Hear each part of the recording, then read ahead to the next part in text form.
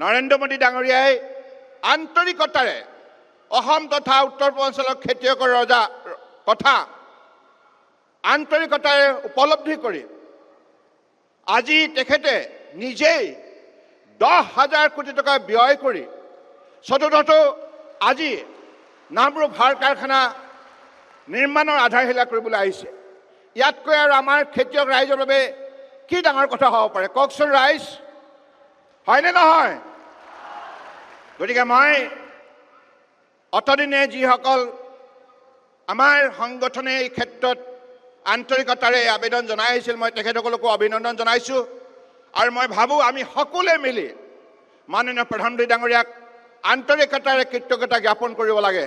সেইবাবে মই সকলোকে নিজৰ স্থানত থিয় হৈ হাততালি মাৰি নৰেন্দ্ৰ মোদী জিন্দাবাদ, নৰেন্দ্ৰ মোদী জিন্দাবাদ, নৰেন্দ্ৰ মোদী জিন্দাবাদ, নৰেন্দ্ৰ মোদী জিন্দাবাদ।